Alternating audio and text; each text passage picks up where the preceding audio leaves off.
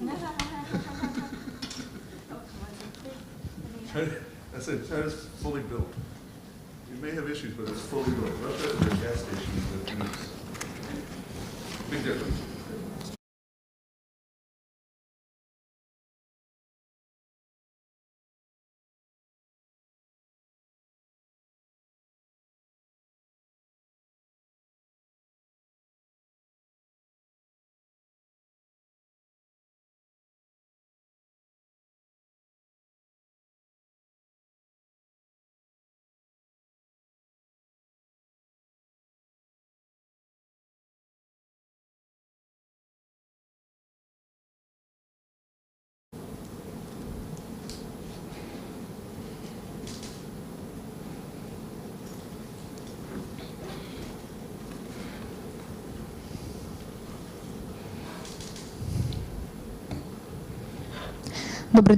Good afternoon. I want to thank everybody who joins us. The Ukraine Media Center current form continues its operation. My name is Olga Atamanova. It's been 9 years that the war is going on, and it's day 372 of the full-scale invasion of Russian aggressor in our homeland. And today we invited our speaker to talk about the Eastern diplomacy, the role of China, and I want to introduce our speaker today. It's Olexander Khara, Foreign Affairs and Security Policy expert at Center for Defense Strategies, diplomat advisor to the Defense Minister of Ukraine in 2020. Good afternoon, Mr. Olexander. So, when we talk about China and their peace plan that was discussed in all levels very actively within the last couple of days, what does it really mean, this peace plan by China? Thank you. And your interest in this subject, I would like to start from afar, to set the stage for this so-called peaceful plan proposal, because it's not actually a peaceful plan and it's not actually about Ukraine. So, first of all, Russia was China's second largest supplier of crude oil, and in 2022 it increased its import from Russia by 16%. Secondly, the recent article in Wall Street Journal said that China is supplying more and more chips directly to Russia, worth to 179 million, and via Turkey as well, worth 3.2 million. So we understand that those chips needed for Russia to replenish depleted missiles that are falling onto our head. Secondly, I would like to remind you that, and actually my colleague told that we are in the 9th year of war. And during this course of war, there were at least 3 key resolutions, United Nations General Assembly's resolutions regarding Ukraine. First of all, it was on the March 27, 2014, about the territorial integrity of Ukraine. And then it was a resolution on aggression against Ukraine on the March 2nd, 2022. And recently, on the 23rd of February 2023, there was a resolution on the principles of the Charter of the United Nations underlying a comprehensive, just and lasting peace in Ukraine. So in all 3 of those resolutions, I'm not even mention all those human rights violation resolutions regarding Russian activity on occupied territories, China abstained. So if China is the, let's say, unbiased, impartial world broker who wants to see peace in Ukraine, why China is not voting on the security, on those resolutions in favor of it? What's wrong with those documents? Even though if you have a look at the latest resolution, it was based first and foremost on the UN Charter and certainly Ukrainian peace plan. And there was nothing against Chinese interests or Russian interests in general, because it was just stating the sovereignty, territorial integrity of every state, and then the responsibility for aggression and other things. So China, for some reason, abstained. Secondly, it's about this stage. Recently, Vladimir Putin suspended the Russian participation in New START treaty. Why it's so important? Before the invasion, all-out invasion, Russia used these strategic talks to get some bargains from the United States, and quite often, they were interests of Ukraine and some other nations. So this time we see that the Russians are trying to blackmail the world and Ukraine as well, and now they're showing that there is a willingness on the Russian side to talk about strategic security. And that these talks should take into account Russian interests and first and foremost support of the West towards Ukraine. And what's interesting as well, that there are reports that China is mulling over the idea of supplying some additional arms, possibly UAVs and missiles, to Russia. And we heard a warning from Joseph Biden, and he said while he was meeting Xi Jinping that it's not in the interest of China to supply any arms, to step into this conflict with arms, because Russia suffered a lot because of sanctions and withdrawal of the international companies from Russia, and certainly something similar would happen to China. And given that American market is one of the key markets for Chinese goods, it was $690 billion of dollars in bilateral trade last year. So I believe it's pretty good deterrence to China to stay away from this conflict. Why I'm talking about it? I'm just trying to underline the whole vision of China towards this conflict, and then we can judge whether the political, how they call it, China's position on the political settlement of the crisis in Ukraine, not a war, not an aggression, but a crisis in Ukraine.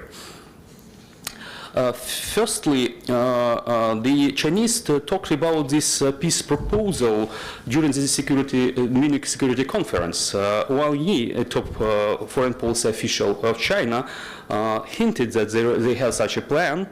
But when he was describing the situation, he used pretty interesting phrasing. For example, he said that before the war, there were talks between Russians and Ukrainians. But however, it stopped. We don't know what the process was cut short. Some forces, and in the Chinese and Russian, let's say, language, some forces mean the diverse forces of the West, United States and their puppets in Europe. So some forces might not want to see peace talks materialize. They don't care about the lives and deaths of Ukrainians or harm to Europe. So in each and every word of this statement, we see the vision of China of the conflict from the Russian point of view, and actually they share. It's not just they're supporting Russian propaganda, but they just share this worldview. And he was talking about the sovereignty and territorial integrity, and right away about the legitimate security concerns. And it means that China shares the same views that NATO, aggressive NATO, is expanding and is trying to drag Ukraine into its sphere of influence. And that's why there is a legitimate concern of Russia in this war, in this conflict. And certainly, if we have a look at the Indo-Pacific region, we see the same rhetoric. The Chinese are against the Quad, they're against the AUKUS, because they don't want to have any smaller countries, smaller nations to unite and to protect their interests. Because if you have a look how the Chinese propose to delimitate or demarcate the South China Sea, you wouldn't find any precedents in the international law on this. And then it's actually the way how the Russians wanted to delimitate Ukrainian side, sorry, the common area of the Azov Sea and the Black Sea in the Kerch Strait. So it was brother type of division rather than just based on international law and precedents. Then the Chinese are talking about, and recently, now you know that so-called president of Belarus now in Beijing, and Xi Jinping said that he wants that other countries abandon all Cold War mentality, reject the legitimacy, respect legitimacy of security concerns of all, and stop politicizing and instrumentalizing the world economy. So it's not about Ukraine, because certainly Ukrainian trade with China is tiny, and we cannot influence the interests of China. But directly, Xi Jinping is conveying his message to Mr. Biden rather than Mr. Zelensky. And actually, it's interesting that Mr. Wang Yi didn't come to Kyiv to talk about his both peace proposal. He went to Moscow. And Xi Jinping is not going to visit Kyiv. He is flying to Moscow as well. And it's funny that Alexander Lukashenko said that Belarus has been actively proposing peace and fully supports your initiative, I mean Chinese, on international security. The country that, according to the UN General Assembly Resolution 3314 of 1974, that defines aggression, is committed aggression, is committing aggression by providing its territory to Ukraine, is talking about peace and supporting the peace negotiations. So it's a bit ridiculous, but it's just one of the key elements to highlight how these proposals are absurd in reality. I don't want to reiterate what Russians are saying about this war and their willingness to peace negotiations. For example, recently Mr. Peskov said that there are certain realities, I mean the new Russian territories, there is a constitution of Russian Federation. So they didn't want to talk about any illegally annexed territories of Ukraine. And he just insisted that the goals of special military operations should be carried on. So there is no willingness from the Russian side to pursue peace. And now let's get to the documents itself. Even though it begins with respecting the sovereignty of all countries, but in reality, the Chinese are talking about Taiwan, not Ukraine, because if it is a peace proposal for Ukraine, it should be stated directly that the Chinese government supports territorial integrity and sovereignty of Ukraine, including Crimea and the city of Sebastopol. Abandoning Cold War mentality, it's not about Ukraine as well. It's about the, let's say, reaction of the West towards the Russian aggression and gathering the free nations around the United States and by the lead of the United States and withstanding this pressure on Ukraine. It's not about Ukraine. Ceasing hostility, it's just quite clear that all those proposals of the Chinese, proposals the Chinese might consider sending some weapons, and the Russian blackmail with this New START treaty, and some other ideas like useful idiots in the West calling to stop provision of arms to Ukraine, are aimed for one particular reason, just to stop this fighting, and certainly it would mean more advantage for Russia. And possibly, this talks about possibility of sending some arms from China to Russia due to the depletion of arms that Russians still have at their disposal, and they understand that in a couple of months there would be no enough missiles and drones and other things to carry on war on the same level of intensity. So I believe we will see more and more calls for peace of this kind, and first of all for a ceasefire, rather than the just and lasting peace proposals. Resuming peace talks. Well, certainly Ukraine is open to peace talks, but we've seen that the Russian government, and particularly Mr. Putin, and if you listen to his address to the parliament and to the nation, he has no intention of stopping this war. Resolving humanitarian crisis. Certainly we are interested in it. There are some exchanges of prisoners of war, but we still have at least 14,000 Ukrainian children being illegally and forcefully deported to Russia, and some of them are being adopted by the Russian families, and which constituted the genocide. Protecting civilians and prisoners of war. Well, certainly we are interested, but we still have a lot of people, even from Azovstal, our defenders of Mariupol, are still in captivity in Russia, and the Russians are refusing to exchange them all in all with the Russian Poles. Keeping nuclear power plants safe. It's a great thing. But there is no mentioning who is making these nuclear power plants a dangerous place to be. Who has illegally captured Zaporizhzhia nuclear power plant, and what should the world do to this situation? Why the Chinese are not talking about reckless activities of the Russian armed forces with regard to this station, and not to mention other aspects and nuclear blackmailing. Reducing strategic risk. Certainly, it's the most important point in the whole document, because the Chinese are trying to warn, first and foremost, Russia, its junior partner, not to resort to the nuclear arms, because certainly there would be a reaction, and this reaction might cause a chain reaction and lead to the catastrophe. Facilitating grain exports. Recently, my colleagues from the Black Sea News published data about how the Russians are trying to slow down the flow of ships with grain from Ukraine. So they installed a lot of red ribbons. They're trying to slow down the process. They're making those inspections quite slowly with the aim to harm Ukrainian trade, and certainly some other countries who still believe that it's because of the Western sanctions that Russia is suffering and is not able to provide the developing world with more grain and with more fertilizers. So the Russians are trying to blackmail not just the West, but they are actually repeating let's say, weaponizing food and repeating the Holodomor aspects of Ukrainian tragedy. Then, stopping unilateral sanctions. Certainly, the Chinese are not happy with the unilateral sanctions because some of their companies suffered as well. Even though Chinese are not has not been, let's say, noticed by helping a lot to sending a lot of goods to Russia, and especially dual-use goods.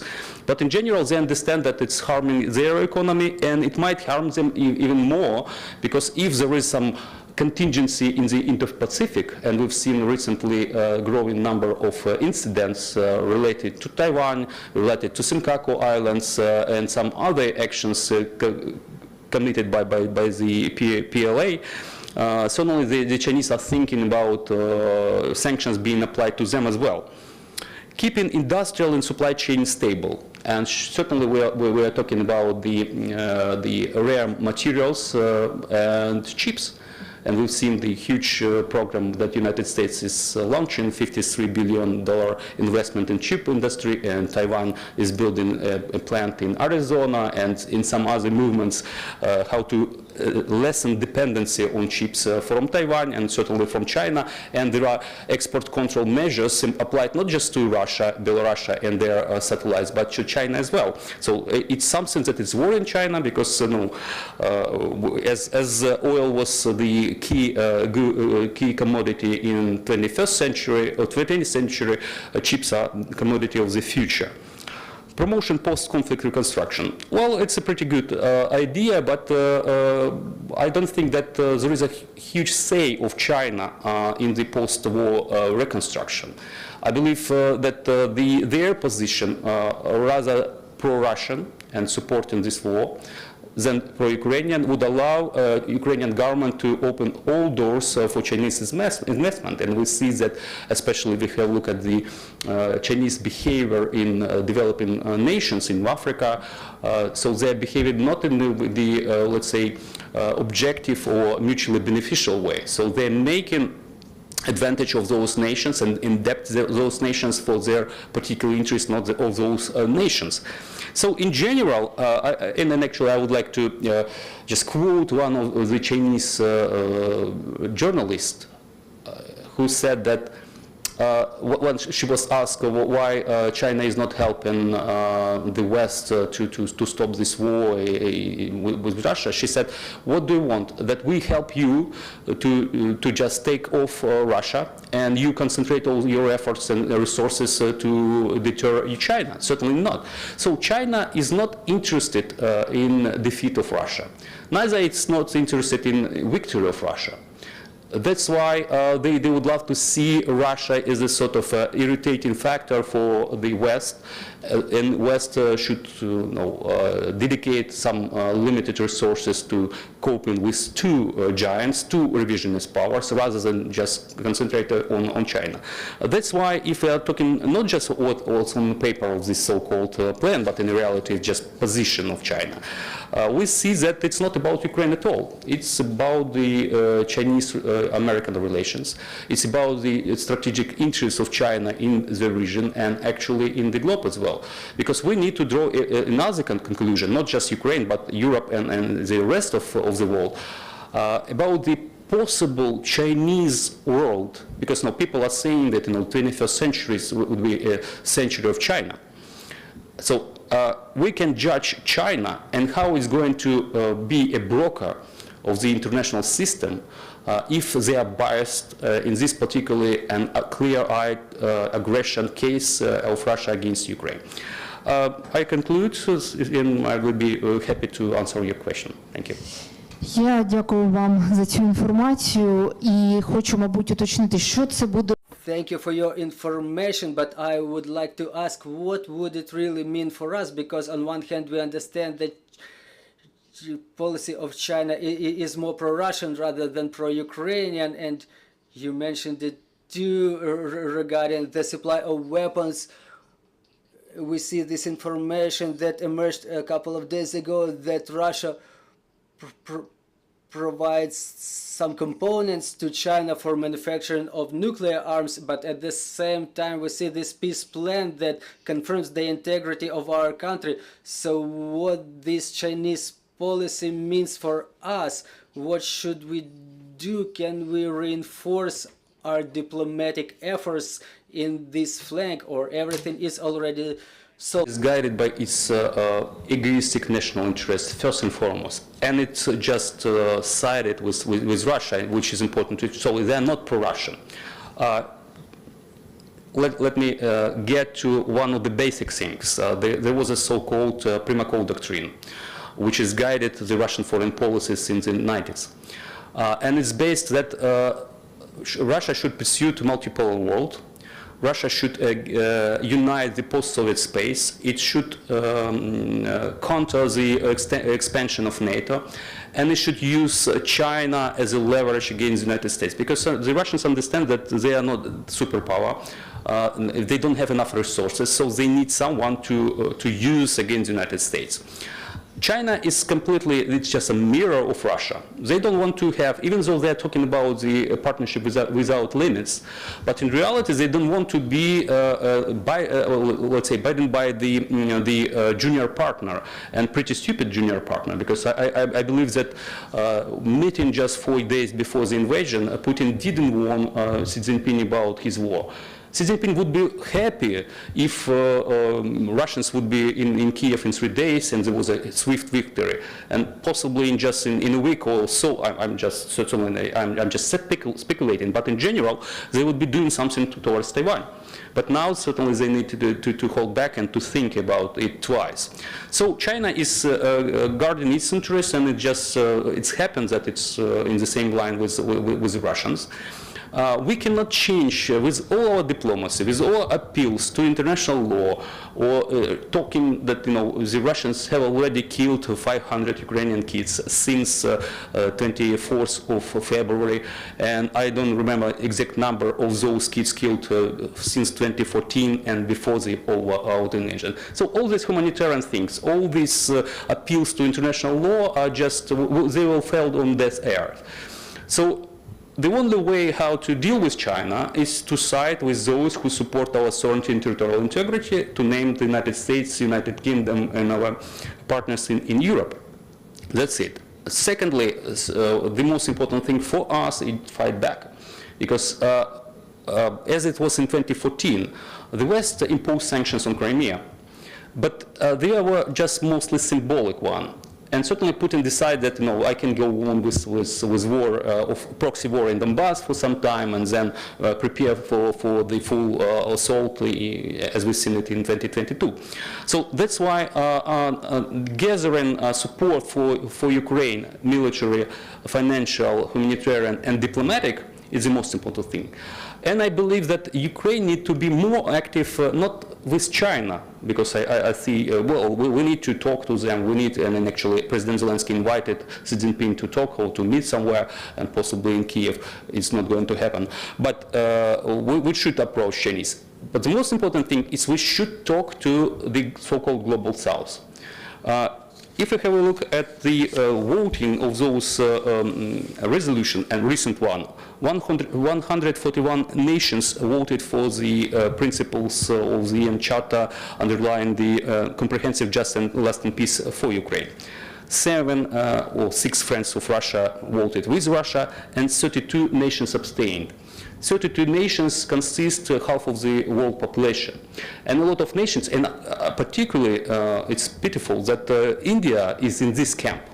And sometimes Indian politicians sound like the Kremlin propagandists. So they are talking and they are spreading the same lies about Ukraine, about the West, and they don't want to be lectured, and so on, so on, so on. So Ukraine needs to approach the global South, because this war has many layers, and there is a colonial layer as well. So we've been colony of Russia for more than 300 years.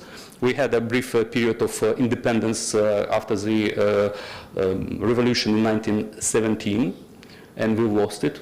So 30 years of independence since 1991. But anyway, the Russians consider us to be non-existent, neither nation, language, identity, or state. So that's why there is a parallel to the anti-colonial war. And actually some nations, and I should recall I believe it was a Prime Minister of Kenya who, when he listened to the speeches, and he said, I feel something similar, because we are former colony, and we understand this language that Russians are using against Ukraine. So we should reach out to global South. We have no possibility to influence Chinese decision, because it's against their interests first and foremost. And secondly, I call this number $690 billion of trade in goods. This is a factor. We don't have such a leverage to push China and to be more responsible international player. Дякую вам, шановні колеги. Якщо є питання, прошу. Надія Юрченко, Укрінформ. На останній прес-конференції президент Зеленський Nadia Yurchenko, Ukrinform. During the last peace conference, President Zelensky, while commenting the peace proposals of China, said that Ukraine better keeps China where it is now, and some items are completely unacceptable. Meanwhile, on other articles we may cooperate. So what are the articles we may cooperate with China on? Thank you. Well, first of all, just like Ostap Bender said, I would like to take it in parts, but I need all of it. If we talk about this plan, what Chinese say that what they have, this plan, it should be a compromise for all parties involved, including Russia. Well, Russia first of all. And this compromise, we understand what it may be.